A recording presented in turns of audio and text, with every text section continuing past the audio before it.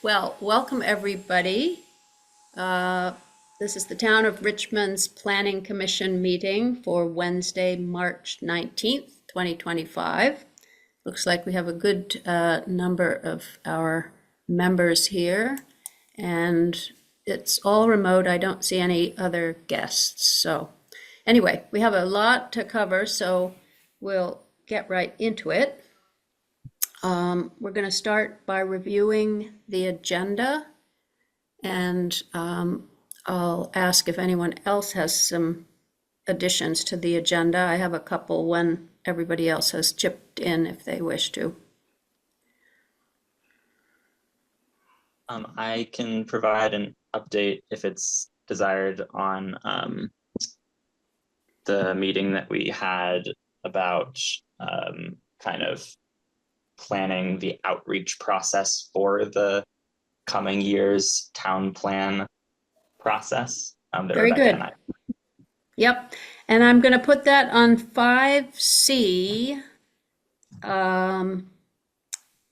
which is discussing the scope of work, and we're going to move the town plan up to the beginning of 5C because we have a number of things to cover under the organizational piece related to the town plan, and Bryton, your report will be first up there. Okay.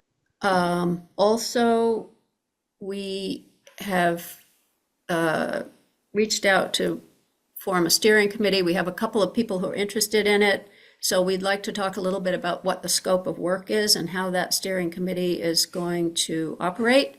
So that we will also discuss under 5C, town plan. And we're going to briefly touch on the letters, some of which have gone out and some of which will go out to the committees who are the owners of some of the actions in the current town plan implementation table. Some of the technical plan topics have owners, like housing. It has the housing committee as the owner. Some of them don't really have owners, so we're going to talk a little bit about that. Yeah, so we're going to do all of that under the town plan, and then I would like to also add under the review of code of ethics is to review the planning commission procedures, which were last adopted in 2013. So we should just look at them briefly, and Keith and I have looked at them, have a couple of suggestions, but we want to see if anyone else has any suggestions to update our procedures and our rules of operation for this committee. So if everyone's okay with that, we'll add those to the agenda.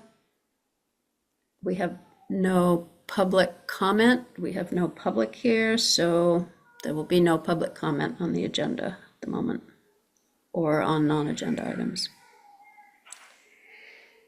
Okay, so number 4 on our agenda is to review the minutes of the March 5th meeting. Does anyone have any additions or corrections or clarifications for those minutes? Okay, hearing none, I do have one thing that I need to add, having read now the rules of procedure for the Planning Commission. Which is to disclose the fact that at the last meeting, I forgot to report on Bryton's research that he did on whether physical limitations or physical disabilities was the preferred term. He had reported to me that physical disabilities was the correct term. So I wrote in an email to everyone saying, if it's okay with you all, if there's no negative feelings about it, we will replace the 2 areas that limitations was used with disabilities. So technically it could be construed as, discussion taking place over email, which should be disclosed after the fact if it is not disclosed at the time. So I'm disclosing it. We did not have any negative comments to it. Ian thought it was fine. Chris thought it was fine. Nobody else responded. So we did actually make that change in the documents that we're preparing for the select board so that we wouldn't have to revote the whole thing. So that I am disclosing, and that will be in the minutes of this meeting. Any comments about that? Oh, Okay. Okay, so, great. We'll move on to number 5 on our agenda, which is our annual organizational meeting, which takes place in March. And we're going to start by having election of officers. So I will open the floor up for nominations for chair. You may nominate yourself, or you may nominate somebody else for chair. I'll nominate Virginia to be the chair again, if she's willing to. Yes, I will be willing to continue to be the chair if nobody else wants to do it. I'll second. Okay, so Ian nominated, Allison seconded. Last chance for anyone else to volunteer for this job, well paid as it is. If there are no comments, I'm sorry, Virginia, I just had to laugh. yeah, right. Yeah, okay, so all in favor of my repeating my chair role for the coming year should say aye. Aye. Aye. Aye. Any opposed?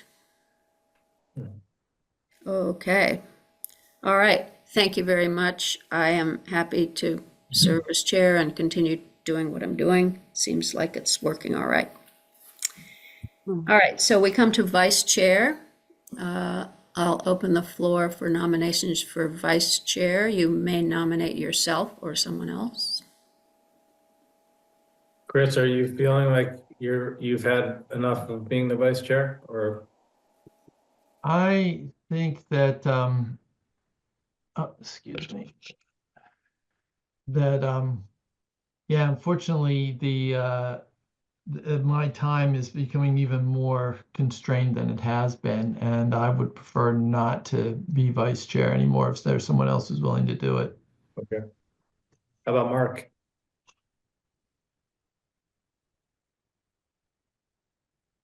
I would like to nominate Ian Bender as vice chair. Okay. Okay, Ian Bender has been nominated as vice chair. Is there a second to that? I'll second that. Did you say something, Chris? Did you second it? Yes, it did, Okay, so, but I didn't mean to, you feel no, free. that's fine. Okay, so I'm Ian. gonna pray that Virginia doesn't miss a meeting for the next year. Yes, hope and prayers are not a plan, but anyway, that's okay. All right, you are willing to do it, that's great. Yep. Any discussion or other things people want to consider? Well. All right, let's take a vote. All in favor of Ian as vice chair should signify by saying aye or raising your hand. Aye. Aye. Aye. Okay. Congratulations, Ian. You are Thanks. vice chair. I'm honored. Great. And so, I'll try to send you all the materials as they come up so that you have something to read for your spare time. Yep. All right, and I will be happy to continue to do the minutes because I find it very helpful actually to review the transcript of the meeting and to remind myself what has been said and what we've said we're going to do. And so if nobody objects to that, I will go on doing that. Otherwise, we will need a secretary or minute taker. Everybody's good with me going on doing the minutes? Yep. Okay. Great. You All are- right. You are a glutton for punishment. Actually, it's the easy part of the work somehow. So, It's true. okay, so we're going to now look at the code of ethics, and Keith is going to tell us all about that. Yeah, there's really a whole bunch of stuff has gone on recently. We have an update to the Code of Ethics to align with the state's Code of Ethics. The planning, not the planning, the Select Board approved it on Monday, the new update. Now, we did have on the meeting notes or the meeting page, homepage, the red line and the pristine version of the new ethics policy. At this point in time, what is going to transpire is Duncan, the assistant to the town manager, is going to be sending out an email blast to all commissioners from all committees with directions on what needs to happen. And there's a couple changes to here. Number one, you have to sign the disclosure form. There's no ifs, ands, or buts. It's a zero tolerance policy. If you don't do that, you can't serve as a member of any committee. And number two is you're required to do a certain amount of online training, and that needs to be justified by some type of timestamp or something. I don't know. I haven't seen the email yet from Duncan on that situation. And So what is the training? Do we the have, training, it's ethics training. It's specific to conflicts of interest. Is my understanding. But he's got that all in an email set Yeah. to go at some point. Hopefully, it'll land on Friday. At this point, there's really not a lot we can do until we see that, and we can take all the parameters of what that entails. But my understanding, having a discussion with Josh this afternoon, is that all committees are required to follow the town code of ethics. They can't develop their own. And if there are changes that need to be made, then committees need to go to the select board to request those changes at this point in time. I don't know how closely people have been following the select board and some specific projects that have been going on, but there have been quite a few ethics complaints against the DRB specifically. I believe there's one against the select board, but don't quote me on that, please. But I know that it's been focused on the DRB and it's been focused on the zoning administrator. But with that said, all I can say is hold tight for that email, and I can certainly speak to that if you have any questions. Obviously, you can reach out to Duncan when that's all said and done. So my suggestion, just to close this out, is if you haven't read the red line, go ahead and look at the red line. There's not that much of a difference between what was there previously as opposed to what is there now. I think some things are a little bit more black and white, but it is a subjective document to begin with. So I think I'll leave it at that. Virginia, I don't know if you have anything else at this point. We're kind of in a holding pattern on that. well, I did wonder if the red line was a red line of our previous policy or if it was a red line of the state's policy. I believe it was the red line of our previous policy. I could pull it up if you wish. We could take a quick look at it. That's okay. I was just wondering about that. And also the training is going to be some kind of webinar or something or Yeah, and something you watch. yeah, I think you need to accomplish that by the end of November. I don't know. It's still a little bit of nebulousness going on until that email lands from Duncan. I really can't speak to exactly how the town wants us to apply this. But I'm looking at my notes. Let's see. I've touched on there the draft that was posted. Now I pretty much have imparted all the information that I have on the code of ethics at this point in time. Okay, great. Does anyone have any questions? Well, this is more of a comment that the requirement to take the State Ethics Commission training, that's new. I don't Yes. recall that ever having been required before. No. That's correct. Yeah, I know that the board was quite interested in that. Yeah, and so they'll have to fill us in on what that is and what it consists of and what the time frame is and all that kind of stuff, but hopefully Duncan will be doing that. Yeah, I'm pretty sure that that's going to land imminently. And we need to sign it within 15 days, I believe, but I don't think we have to have the training done within 15 days, right? That's correct, and that's where my mind is thinking that it's kicked out to November or something along those lines, if that's a cutoff date. I'm not sure why November, but Yeah, that seems like a long time. I mean, given the attention that the issue's received in town, I would encourage us to try and all do it sooner. Mhm. Well, let's see what, you know, that email says. And obviously, if you want to do it sooner, by all means, please do. But I'm not sure what the requirement is at this point. Yeah, and I assume it'll be self-certified, Yes. that you've seen this training and that we don't all have to do it together or anything. We can just do it on our own time. We can, Yeah, and I think it's a module, you know, as stated, and once it's completed and you take a small test, that is the result of your training, I believe. okay. Um, All right, hopefully it's not too cumbersome. yeah. All right. Okay, any questions about that? Anybody have any? You know, it's similar. It's all about conflict of interest and so forth. Just a few Yeah, few interesting. changes. All right, so then the other thing is the rules of procedure.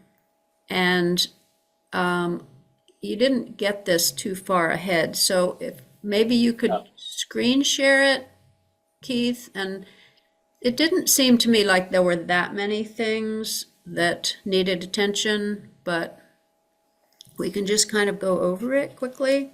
Yep. And I will say that I did send you an email a little bit earlier, Virginia, and looking at, I don't know how many people are familiar with the 2013 rules of procedures. This is due for an update due to the change in ethics, I believe, and also the change in technology at this point in time. I know that we had discussed this earlier today, Virginia. And what I have in my notes is if you look at Rule 1, which is commission meeting and location, Yeah, let's go to Rule 1 on the screen here. okay, it doesn't really say anything about remote meetings for us. And I believe that probably needs to be updated.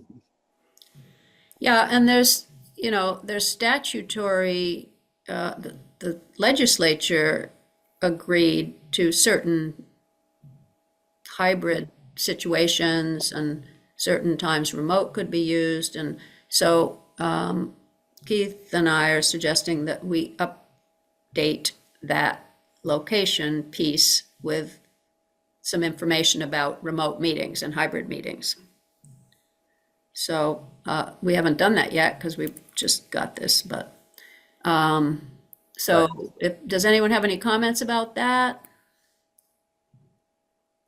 I think it's important because you wouldn't want anything that comes out of the planning commission to be challenged because, sort of on a technical ground for like this, if something that happens during this meeting, decisions that get taken during this meeting would not meet these rules of procedure, for example, because we're Right. not meeting at town center. So that would be the main concern, at least from my perspective about that.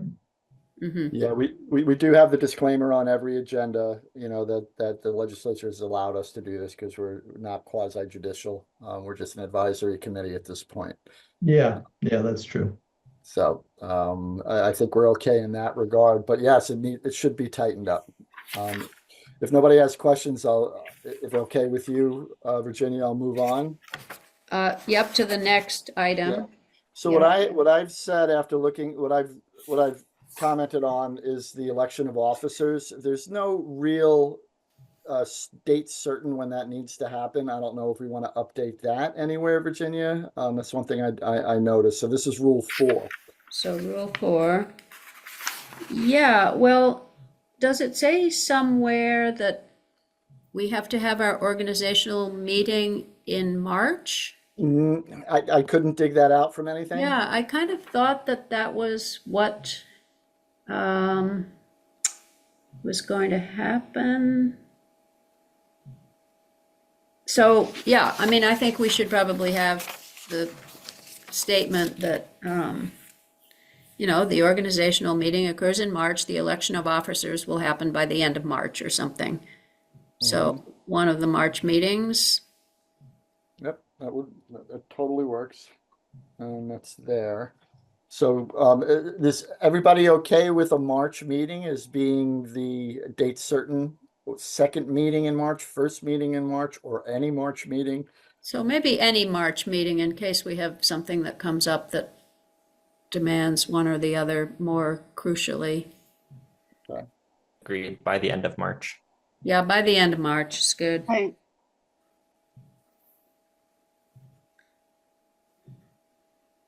Okay, anything, anybody else? Everybody cool with that? Yep. All right. I really didn't come across anything until we come down to Rule 9. And Virginia, I don't know if you have anything between 4 and 9 at all? No, I didn't have anything that I saw there. You know, the attendance and absences, that it's always been the policy that if someone failed to attend 3 meetings, they could be asked if they wished to resign. But, you know, there's no need to do that necessarily. If there's a reason that the person isn't there and, you know, Right. it And it is- sort of offers you the opportunity to do that, but it doesn't really say that, you know, they need to resign or that, you know, the chair needs to ask them even. So, Yeah, it's not overly robust, that's for sure. Yeah. I think it's 3 in a row. 3 3 consecutive. in a row. So, you know, it seems like it's okay there. It's always been there, as I remember back from the other time I was on the planning commission, that was possible. I've never seen it used actually, but Right.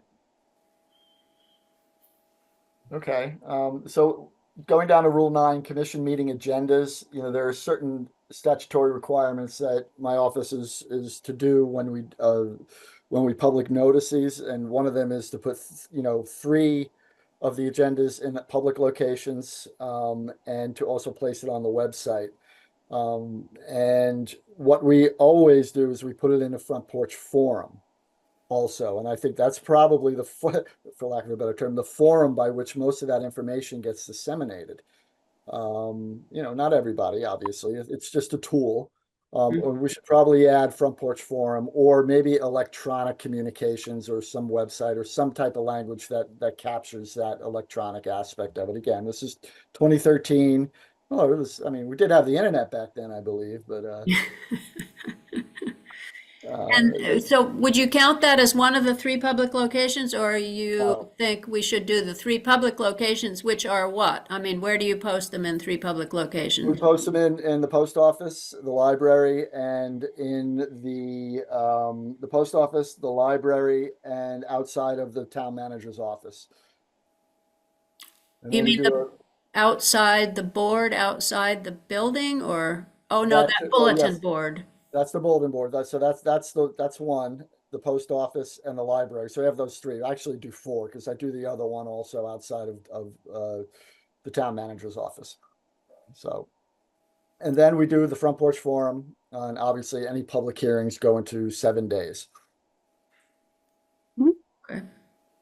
All right, yep. Well, I think that's good to add that in, that note that we have the front porch forum and that we need to put it in there.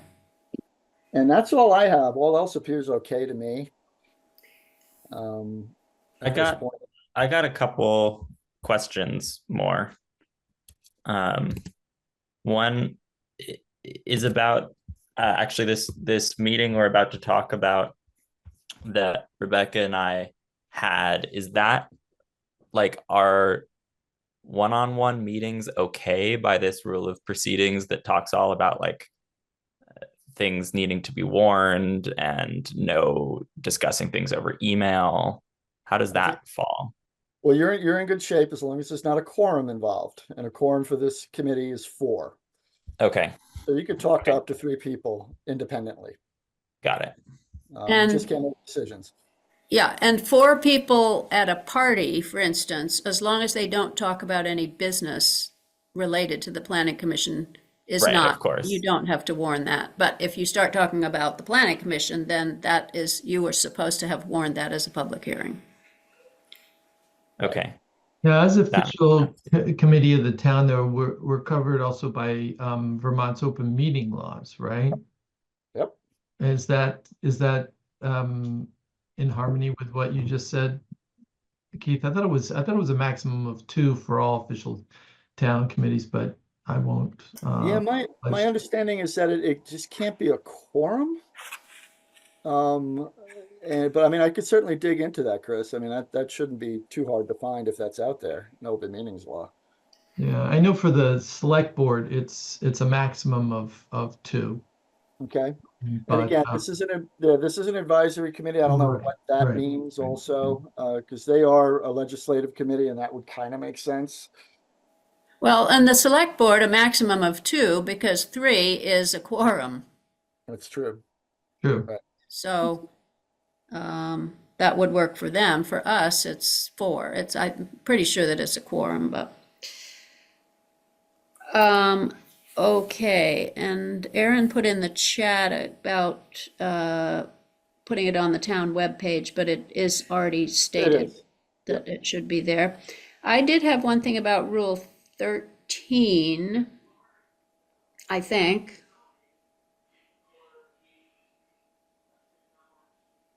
Yeah, I don't know exactly where it belongs, but so we're required to keep a record of these meetings. And we always have the minutes, but I think the select board has agreed with MMCTV, and Aaron, you might know the answer to this, that the video of the meeting would be kept, and it would be kept by MMCTV. I don't know if there's a certain amount of time that it's kept for, or whether your minutes function in lieu of the recording of the meeting. They're kept like forever. Like there's many years of meetings you can go back and watch if you wish. So there is no expiration for these videos that I know of. Okay, and is that something that's required? I don't know the answer to that. I just know that that's the way it is. Right. And I had thought there was a discussion on the select board about that, about, especially if the minutes were minimal. By law, the minimal amount of minutes is just the motions and the actions that were actually taken, and we're only advisory, so that doesn't really apply to us. So, whether we actually are required to keep these videos, we have slightly more complete minutes, because I like to put enough in so that someone who picks it up new can read what actually happened at the meeting and how the commissioners felt about it. So anyway, Keith, maybe you can find out if there's anything about that that's required. There's nothing statutorily to keep that. I know when I was ZA in Charlotte, they had voted to only keep meeting minutes for 6 months. But that is because their website couldn't handle all that data, I guess. I don't know. They'd have to pay for cloud service or something. But I mean, we're in Fat City, and that's PHAT with MMCTV, providing that. I think it's fantastic. I mean, we do good minutes, and we have a video record. Right. It doesn't get much better than that. We have a complete record, and we have it forever. So thank you, Aaron, for providing this service, and we hope that you continue to be able to do it financially. Anyway, if you want to look into that a little bit, Keith, and also find out where to put it in this document, rules of procedures, there's probably someplace to put it. Okay, so any other questions or anything? I guess we'll just look at the version when it's been slightly updated. by I've Keith. got a couple other things. Oh, someone else was speaking? No, Allison? go ahead. Oh, Oh, maybe I misheard. I think you're up, Bryton. one of our balloons popped, so they might have heard that. Maybe that's what I was hearing. One thing is that I wouldn't bring this up otherwise, but if we are updating this document anyways, we should replace all the like he/she's with like they, etc.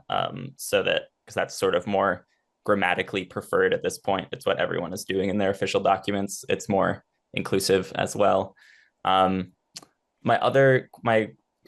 question is about the section, I think, toward the top that talks about how anyone may join the meeting unless unruly. I'm curious if that has ever been invoked and if there's any kind of definition or procedure for that. Yeah, I think it's common sense in that regard. I think that we've been Zoom bombed, so that would be considered unruly. Right, certainly. That's feels and straightforward. I'd hit the red button and everything blows up, basically. But that's Glad we got you on the big red button. yeah. What's the level of unruliness? I mean, because my level of unruliness is way up here, you know, whereas other people might be down here. Right. Like I'm just, and so maybe we don't need to talk about this right now because we got a lot to do, but I'm imagining if at an in-person meeting, someone was here and felt really strongly and was getting a little heated, like at what point does that line get drawn? Who makes that call? The chair. Yeah, probably the presiding officer, who is either the chair or the vice chair or somebody else. If those people are both absent, they would have to be the presiding officer would make the call. And I don't know, Bryton, if there's any way that you can actually define where that line is. Yeah. You know, if they're Hard to interrupting define. the flow of the meeting and preventing the meeting from proceeding, then that would certainly be unruly. You'll know it when you see it. Yeah, probably you'll know it. I don't really remember a planning commission meeting. I have been at select board meetings that were certainly borderline Yep. to unruly Yeah. participants. Allison, do you ever remember being at a planning commission meeting where we had someone who was unruly enough to disrupt the meeting? I'm not, I don't think so. Well, if it's not happened in either of your tenure, then let's not bother with it. That's Yeah. what I would say. I think we'll probably leave it as that, and you know, somebody will have to make a judgment call. If it's Yeah. interrupting the meeting or preventing the civil conduction of the meeting, then, you know, that would count as Yeah. unruly. So, Yeah, in some contexts, like that kind of language has been kind of a red flag for structural equity issues. But if it's just not happening here, then I don't think we need to like invest in the time to like tighten that up. mhm. Somehow we seem to fly mostly under the radar, Yep, true Which is unruly all- participants. all good with me. All right, great. And so, yeah, we'll put in the gender neutral pronoun. If it occurs anywhere, I don't really see it occurring It's- anywhere, Yeah, but right It's here, everywhere. a couple of it. It's everywhere. Yeah, it's it is. Okay. not everywhere, but it's there. Yeah. Okay, so hopefully that's fine with everybody. Sounds good, Keith. You can do that when you do the upgrade here. Yeah, I could do a red line and get that in front of the committee at some point. So Yeah, and so whenever that's ready, we'll just, you know, people can review it on their own and we'll quickly vote to accept the updated rules of procedure so that we can change the date on it from July 17th, 2013 to whatever, 2025. Great, and if anybody thinks of anything else on their own time that they think should be added in there, you could send a note to Keith and, you know, we'll that'll keep it to yourself. I don't. No, you can send it to me, of course. We'll send it, we'll consider it.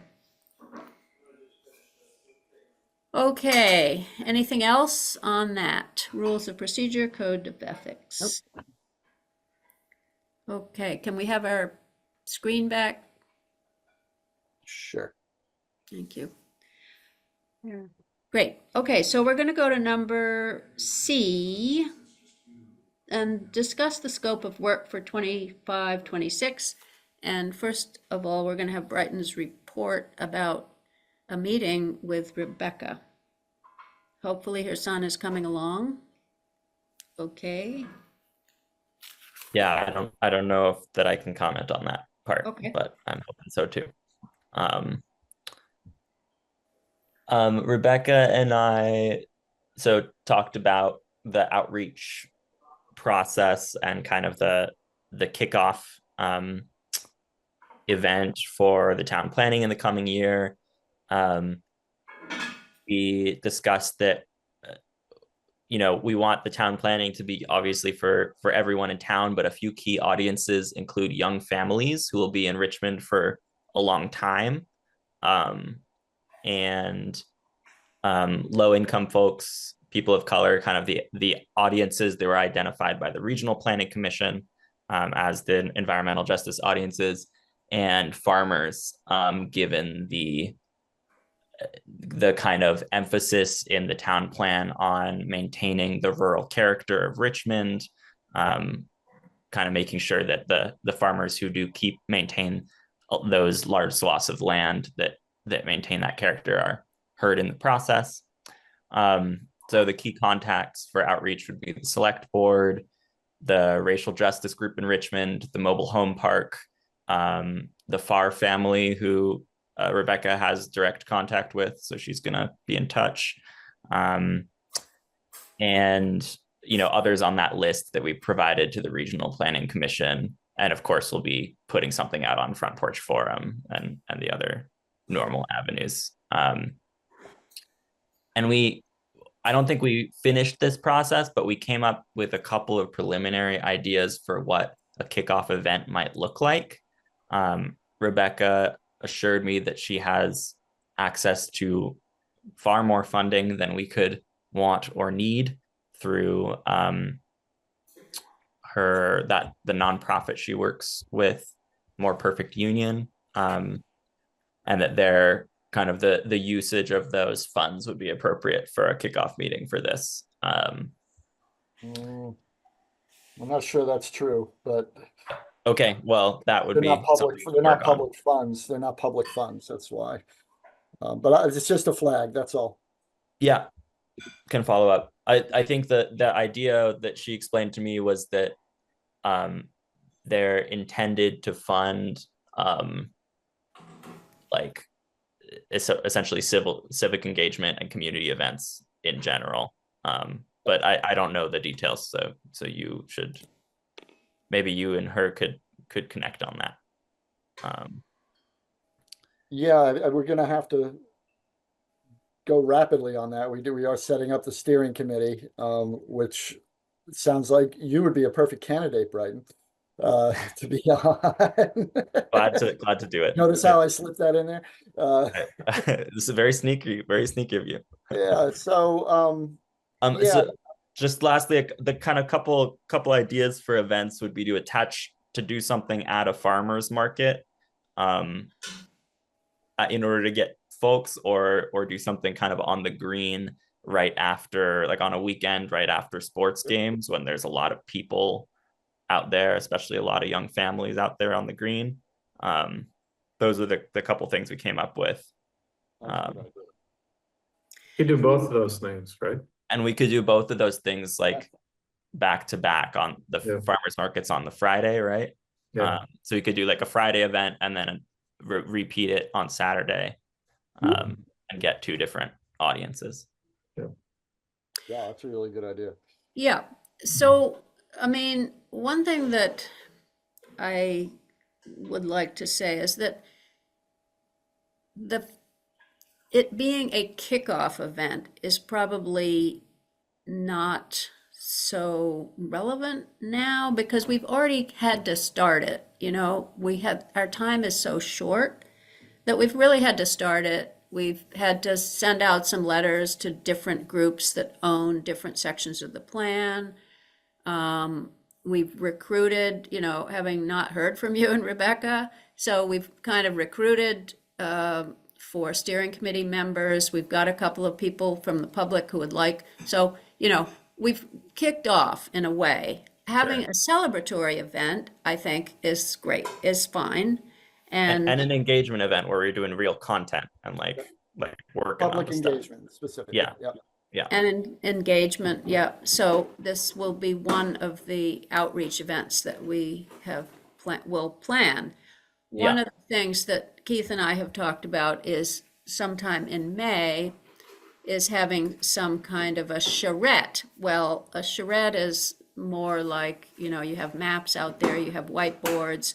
I don't know if that could be fit in with one of these events.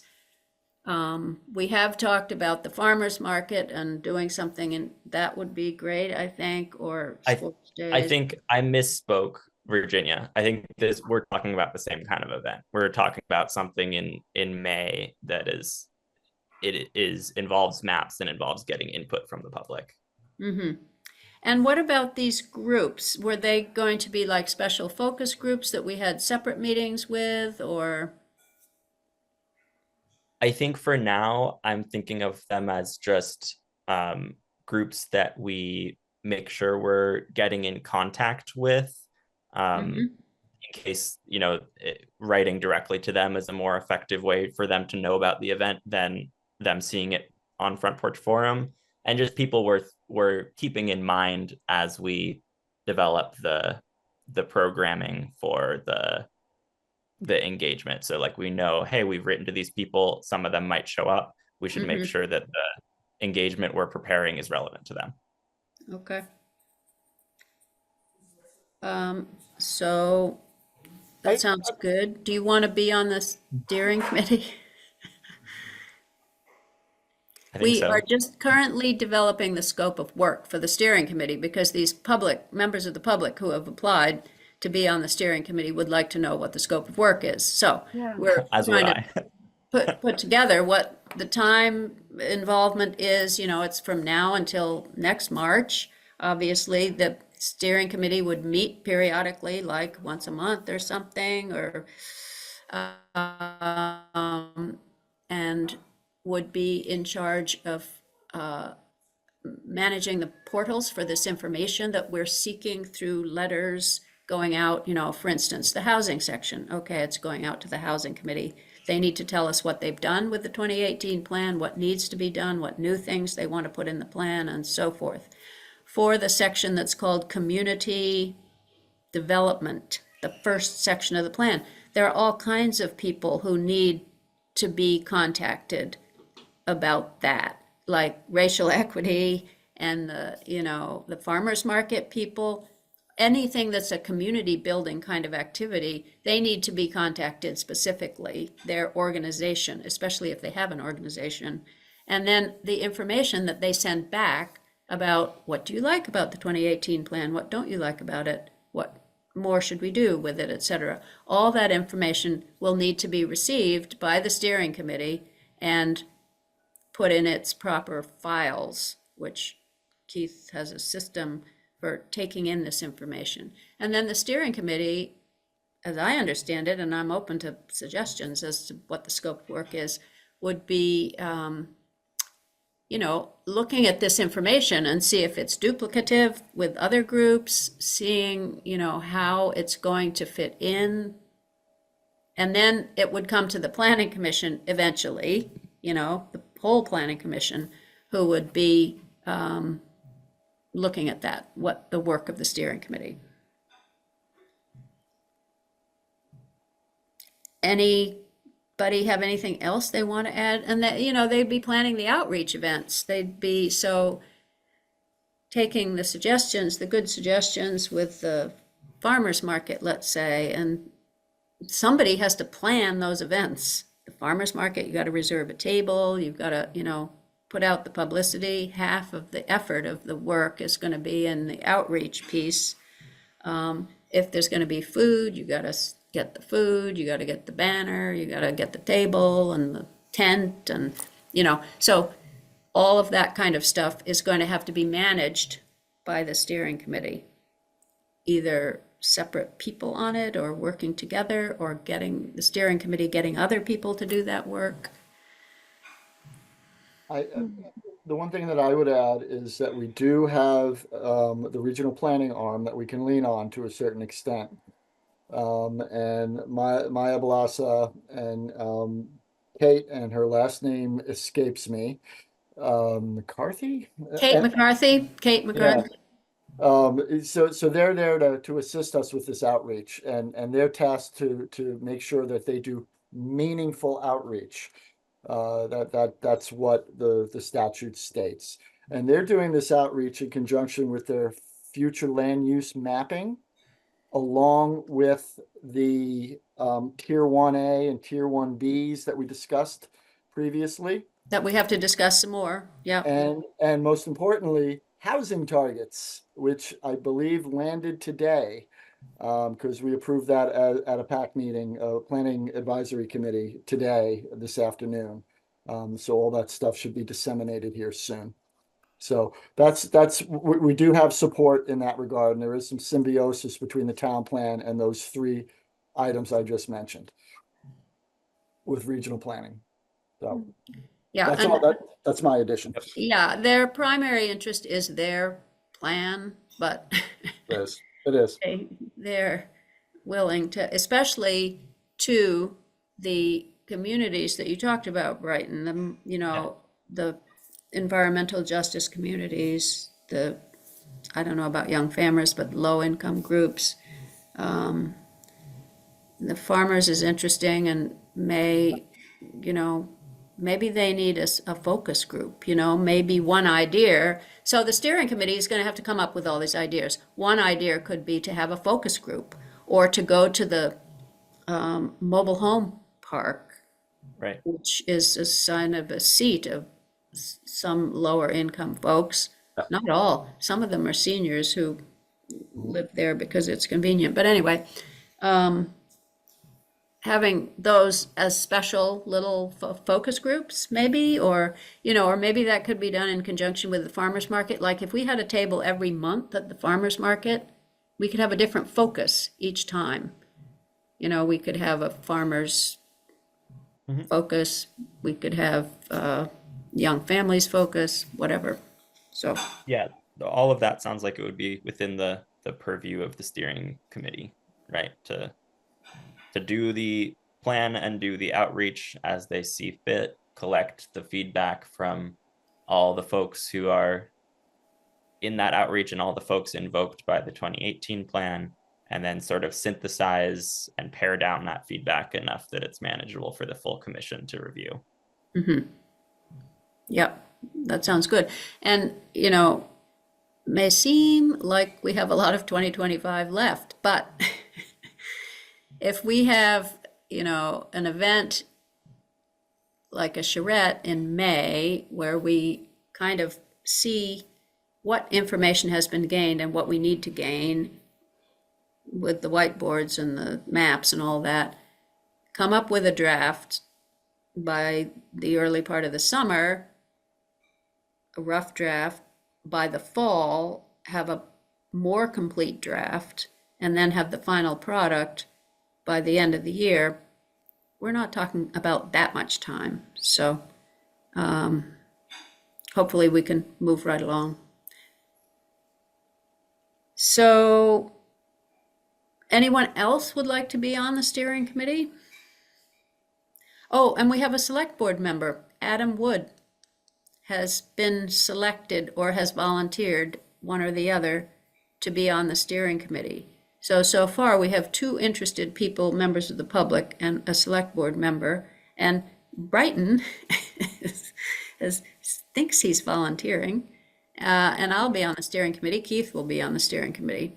So anybody else would be like to be on the steering committee? And in the summer, we'll have Allison's pool party. So. Oh, okay. I'll be on the steering committee then. Okay, good. Oh, thank you. Thank you. Yes. Yeah. As long as there's hot dogs at the pool party. I'll make sure there's some hot dogs there. Yeah, and Allison, you'll have to help with the pool party, obviously, because it's your pool, but that'll be a one-off thing. I definitely do. I do have one question that I want to raise, though. Can I raise a question about Sure. this? Yeah, go ahead. Yes, I am concerned about are we really paying attention to the realities of how many floods have come through the village and the damage to people's homes? I I have a couple of people that have lived in the village whose homes were completely messed up by the recent floods, who are interested in buying some property, actually maybe from me or from somebody up here. There are a lot of building lots for sale on Huntington Road right now. If you drive up and down here, you'll see all kinds of for sale signs. I guess I just have a concern about whether our town is able to cope with floods. Well, I think that's a good thing for the town plan to look at. Yeah. You know, Yes, I I think mean, it we is. have Yeah.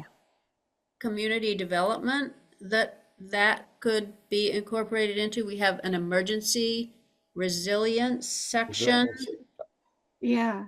that information should be in. So, people should be thinking about that. And in the emergency resilience section, one of the people who's on my list to send a letter to is Susan Whitman, who was the volunteer coordinator. We have a 911 coordinator. We have an all hazards plan. We have a mitigation plan. So, all of those things, obviously, that's a good thing to go into the plan. This is going to be our future. So, Yes, it is. And how much control do we actually have over it? yeah, Because, well, yeah. this is all something that is going to have to be considered when the We need plan to is talk about this. Yeah. put together. And, you'll be looking as a member of the planning commission at the material that is going to go into the plan about what we're doing about flooding and stormwater. Maybe we need more emphasis on that in the goals of the plan, is to understand it at least, or, whatever it is that we Yeah. can do. And it'll be up to us to put that into the plan, along with these people who are, in these different groups. I just know from my personal contact with a few people that have lived in this area that have gotten flooded out. There's one family whose home was flooded like 3 times and it's been condemned. I mean, I just feel, I feel so much for these people, that I just want to make sure we're not trying to line up something that could let that happen again. That's all. Yeah, well, as the planning commission, the best thing we can do is to put it in the plan that we're concerned about this, and this is what we want to do about it. So, Okay. that's I'm what good we with can that. do. I just had Yeah, to we speak out can't about it. control the flooding, but we can put in the plan what we want to do about it, and the mitigation, and the, how to develop resilience and all of those things. So that's a Well, good thing to be is- thinking about going into. Is there perhaps a way to control some of the flooding? I mean, this is the other thing, is what can be, and it probably stretches out into the state. But what measures might be taken that could at least minimize the flooding? I Yeah, don't- well, if you have suggestions on those lines, that's good. Or if you have suggestions as to what we need to know to do that, what information we need to gain, that's the kind of thing that you could suggest to go into the plan. So, yeah, good. I will think about that, Virginia. Thank you very much. Yeah, that would be great. Anybody else want to weigh in on the steering committee? Ian, did you just volunteer to be on the steering Yeah. committee? Yeah. Good, okay. Oh, my mic's on. Oh, Yeah, I- I'd be happy to participate in that. Okay, great. So you and Bryton and myself and Adam Wood and 2 or more, I mean, we just started to recruit for the steering committee, and we have 2 people already. I think by the end of March, we'll have to say, how many of those people we want, if more people apply. Great. All right, any other comments about that? Okay, and everybody's okay with these letters going out to people saying, what did you like about 2018 plan? What do you want to do? These are the people who are involved in each section, and we're sending each group a copy of their section of the plan, so that, like the education people, well, we're sending it out to Mhm. the school board representatives, the tiny tots people for the, the library people, the senior center, all of those people have to do with education. And they can look at the section and see what they would like to do with it. And then the steering committee is going to collate all that information. Good. All right. Anybody else? Chris, you have anything to add to that, or Mark? Well, I think like Allison, I think that a focus, it would serve the town well if more focus in the town plan this time around were paid to the two sides of the climate change coin of resiliency and mitigation, right? With probably the emphasis needing to be on resiliency. A big difference in the life of the town since the last time this was done is the amount of money that we're having to spend every year on dealing with climate change related damage, primarily to roads, but not exclusively. And so thinking about that and quantifying it and presenting it to the town in a way that suggests that business as usual probably isn't appropriate anymore, and that we need to come up with some good ideas about how to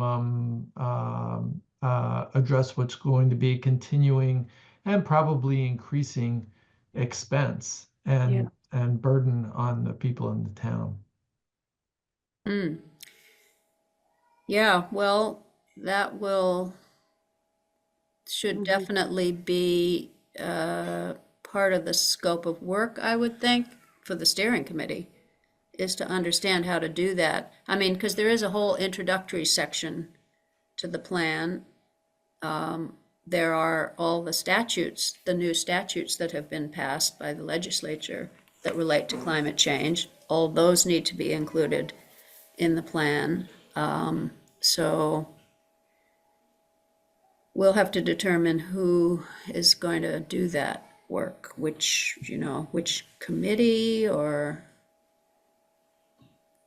whatever. So, yeah. Certainly the Climate Action Group should be involved in this, and they have already gotten a letter. But other people, obviously. Been sent out yet, or are they? I sent a letter to Jeff as the coordinator, but I guess he's stepping down as the coordinator, so there'll be another letter that goes to that group. I sent a few out to people who had direct ownership of certain things, like the housing committee for the housing section. I sent one to Jeff and the select board, and the select board has been working on their tasks that they were assigned. Anybody who had a direct assignment in the implementation table. And now there are a bunch of orphan committees, like there's no transportation committee, so we have to think of people to send it to. The economic development, we have no economic development committee, and I don't believe that the Western Slopes Business Association still exists. So far, I haven't been able to find out where it is. If it does, if anybody knows if it still exists, that would be good. So we're gonna have to. Western Slopes, is that a conservation committee, or is that? No, it was a business, an organization of Richmond businesses, the Western Slopes Business Association. But I think you're right. I'm pretty sure it's not active anymore. No, it's not active, and we can ask Tim Monty. There are some other people we can talk to see, are we going to send it to like our main business people, Danny Noyes, the Bormans? We have a lot of small businesses. That's going to be a task of the steering committee. How are we going to reach the people who might have input into economic development? So any ideas anybody has would be great. Just let us know. I did just send an email on the ECOS plan to everybody because that just landed about 10 minutes ago. So I just forwarded that to you, and it's a portal from CCRCP on future land use and the like. It's a pretty extensive website, and it is the portal by which you could submit comments also. which is what they're specifically looking for. So, Yeah, and you know, I think since we're engaged right now in doing our own town plan, it's going to be a little hard for us to focus on the regional plan, but Yep. we can think about that anyway. well, I mean, it's all associated with Act 181, so it's kind of all interspersed, and I don't know what the word is, but Right. I'm sure I could come up with one. Yeah. So, I mean, the housing crisis is the other thing that has intensified, as well as the climate change related weather. Yeah. You know, we have this climate, we have a housing committee crisis. We have new legislation that's related to that. We need to integrate that into the plan. Okay, so that's all I have right now on the town plan. If anybody has anything else they want to add to that. Yeah, not Great. right now. I think that within a week, we'll have the scope of work going out to the steering committee members and get going on having a meeting. Okay, so other work that we want to do in 25, besides this work, which will be somewhat involving, the steering committee will be bringing recommendations to the planning commission. Drafts will have to be reviewed and so forth. But Chris, you wanted this topic to be on the agenda. Do you have anything in particular that you would like to have as other work for 25? I'm sorry, but it's, I missed the opening to that. Which category is this? The opening is what other work the planning commission would like to be doing in 2025 besides the town plan work. What topics would you like to take up? We put a couple down here that we can talk about in a minute. There, you know, there's the master development plan question that we said we were going to take up. There's the trails question we said we were going to take up. You know, do we want to take up those, or do we want to continue to do our work about the village, which would involve the village commercial, etc. Mhm. Yeah, I think those are good areas, and then I think continuing to look at appropriate places to put in regulations to lower the carbon footprint of buildings in town, whether through increasing the energy efficiency of new construction, or by incorporating electromobility, charging equipment, things like that, as we've done in the past. And do you have a sense of the priorities that you would give all of those different things to? I mean, we'll have a limited amount of time, I feel, with the town plan work, but well, I think some of you put this, at the top of your list. yeah, I think some of this is would you be in harmony with the town plan work? It's a way to get information on what would be supported by people in town. But I think that probably my priority at this point would be looking at ways to encourage the electrification for new buildings in town. Okay. All right. And Mark, what do you think about other things that we should be doing? Got nothing on the list right now. Nothing on the list? Okay. Allison? The climate change related things, probably you would be in favor of us talking about. I am thinking about that. I guess, well, I guess I'm going to take this opportunity to say something that I really appreciate about Richmond that I hope doesn't change too much. And that is, I just love the idea that I can drive down to the village, park my car, I can shop for groceries, I can do all kinds of activities within a very short distance of places, which is far more efficient than it is like even in Essex or Shelburne or even Williston, some of the neighboring towns. You have to drive all over the place, and I really love the idea that so many things we can accomplish are within walking distance and a short distance. And I just think that's one of the charms of our town. And I just want to keep that in mind. That's all. So our task is to figure out how to make that continue into the future. Yes, it is. I mean, and that's part of the economic development challenge. And we Right. understand that the real estate market for commercial is not very good right now and may never recover from the online shopping. So how are we going to, we need to generate ideas about how we can keep that going, that we can have a walkable town.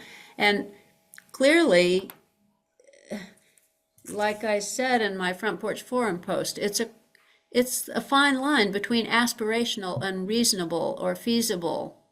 Because Yes, like it the is. sidewalk project, for instance, that we pursued for years and got the grant for, was ultimately turned down. That's a walkability item, but maybe it's the wrong walkability item, So No. we need to try to understand that. What do people want to keep this a walkable town? We need businesses We and we lost, need density. Well, we maybe lost we two should restaurants. maybe we should put out a survey or compose a survey of questions like that and spread it around, give your opinion and see what people think. Ooh, you want to join this steering committee, Allison? Sure. We're all gonna be on They're all gonna be. No, I would. Come on, Chris. I love Richmond. I just have a history here that's a little different from a lot of people, but I'm not only a native Vermonter of several generations, but I'm even a Mayflower descendant. But I love this place. I married somebody from across the ocean. I married somebody from India, and I have children from that person, and I love them too. And after he took me in many parts of the world, and I've come right back here. Okay. And that says something. All right. Well, it's our job to figure out how to keep that going. So, anyway, Well, I'll try to participate in any way that I can, okay. including offering the pool as an entertainment place. Right. Yep. Got it. Okay. Ian, did you have any other things that you wanted to put on the list of things we should be doing in terms of other work? I was thinking more in terms of town plan stuff, I guess. Yeah, well, I mean, maybe Yeah. that's what we should really be doing. I don't know if Yeah. we should be trying to like take on another district. Well, Some I'll of the say, things, something that I keep in mind a lot, just in anything that's going on in town, like when we were doing the town plan the last time around, I was banging on a lot about affordability. It was a big issue for me. Yeah. And I just think that I don't hear, I mean, I know it's an issue always, I think, for people, but with regards to what you were talking about all the disasters that we have to pay for and what it's doing to the town budget, I don't know, keep those things in mind. And like when we're doing a survey, to like ask people how they're doing, like how are they like, are they feeling anxious about their ability to stay living in this town, based on how high the taxes are and other like natural disasters that they have to deal with on a regular basis. I know, like personally, I've shelled out probably $30,000 in the last 10 or 15 years to get my driveway rebuilt. three Right. or four times. Mm-hmm. And I'm sure there's a lot, that's going around for people. And, Right, I spent that much last year. yeah, Yes. yeah. I'm sure. Yep. Yeah, Yeah. well, what would be good is if we could figure out how we could help. You know Yeah. what I mean? What can we put in the town plan that is gonna make it easier for people? Or, Yeah. what should we be focusing on? Fluvial erosion, is that what we should be focusing Yeah. on, that takes out Yep. people's driveways? Yeah. Um, Or also about like in the context of like thinking about, I mean, it's nice to think about walkability and bike paths and all those things, but can we afford to be actually planning for that stuff when we right, have these other big issues that are happening Yeah. over and over again? well, So, that's trying not to cross too far into aspirational and to Right. keep it feasible. Yeah. Just doing the best we can with the money that we have, and since we're gonna have even less money from the current administration at the top, then, we need to take that into account. yeah. Okay, Bryton, did you have anything else you want to focus on besides that you're gonna be busy with the town plan? I'm gonna be busy with the town plan. I saw on your list was the agricultural residential district.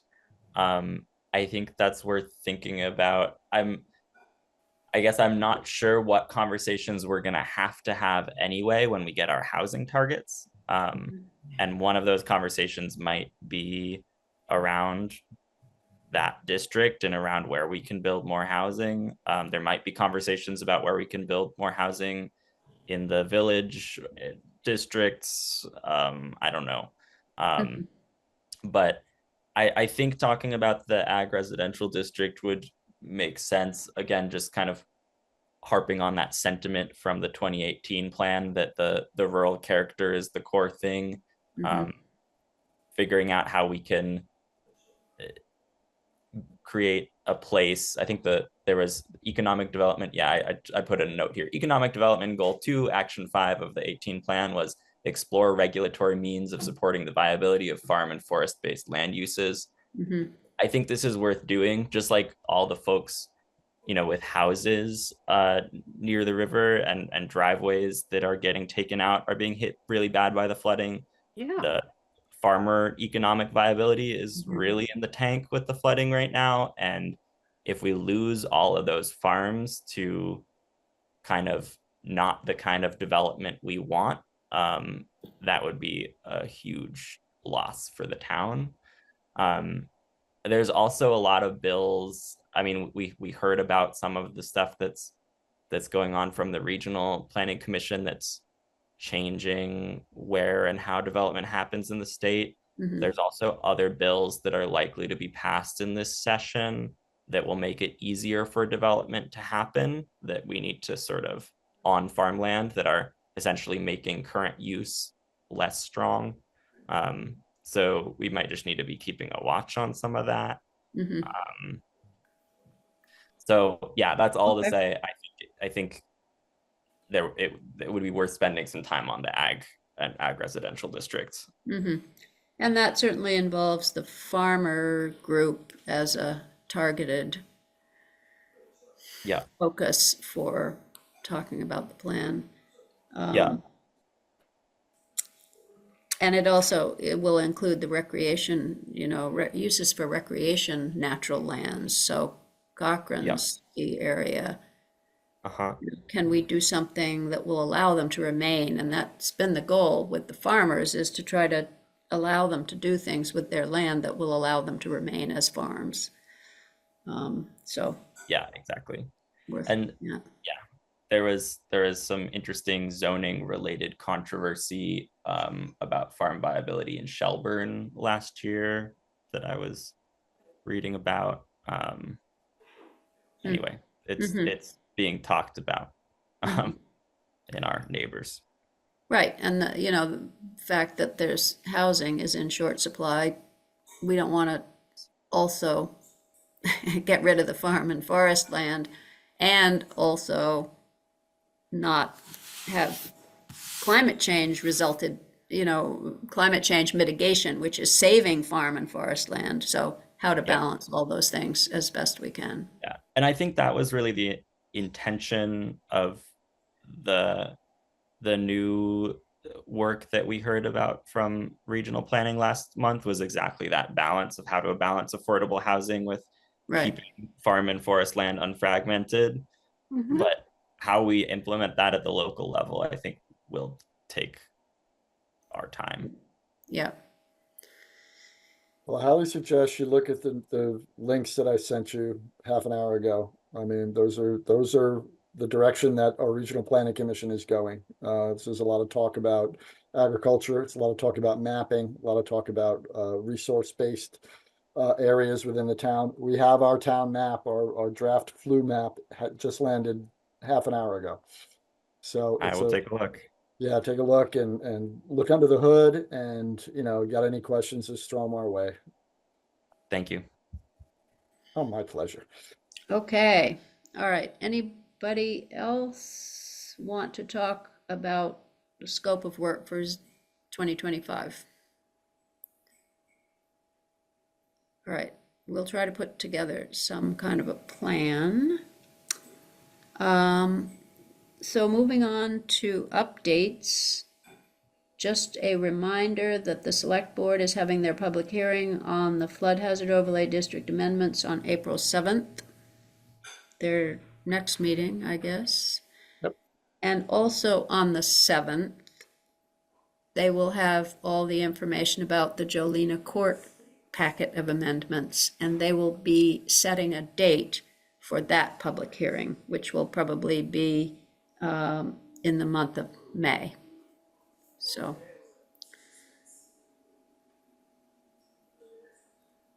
All right, so that's what we've got. Our next meeting is going to be the 2nd of April. And we will look at the information that we talked about today and decide what we're going to do on the 2nd. I'm hoping that our steering committee will be formed and there'll be some information about that. And yeah. Would that be between now and then? That we hear about the steering committee? Yeah, possibly? I think within the next week, we will have finished the scope of work exactly so we can let people know, and we will appoint the members of the public to the steering committee, and we will try to have a meeting. So I'm assuming there will be evening meetings. Do you think it would be beneficial to do the first meeting in person? I do. Yeah, it would be great if we could do that, I think. Yeah. Good idea. Yep. It might be one of those committees that maybe that's kind of a requirement, at least for, the chair and the vice chair or whatever. 'Cause you do got to kind of set up the officers also. And so there's some things we have to do. Mhm. So, and it is a subcommittee of the planning commission. Right, so those meetings have to be warned. Yep. So we'll try to set up some kind of a schedule and all that kind of stuff. So, All that good stuff. yeah. All right, anybody have anything else they would like to say? I have something. Yes, Allison. Virginia, thank you for all the work that you do on this commission and the effort. I know you love this place too. And thank you to all the other people on the commission who are all in our own sincere ways trying to do good things for our town. We all care about this town. And it's very sad, I think, as we look around and see how many places have been destroyed from all these terrible storms. I mean, we've had some problems up here and we've had some bad storms, but we're the lucky ones. If you look at the southern part of the country and some of the disastrous things that have happened, Yeah, it's my heart to see that. yeah. And thank you for caring, and thank you to all these other folks that we're working with. We all care. We all are trying. And we'll do the best we can, right? We Well, will you do. do the best we can. All right. We shall overcome. There you go. Thank you, Ian. Yes. All right, great. Well, if no one else has any further comments, I will entertain a motion to adjourn the meeting. So I'll make a moved. motion to adjourn. Oh, Okay, we've got I'll Allison second it and or whatever. Ian. Okay. All right. Is anyone opposed to adjourning the meeting?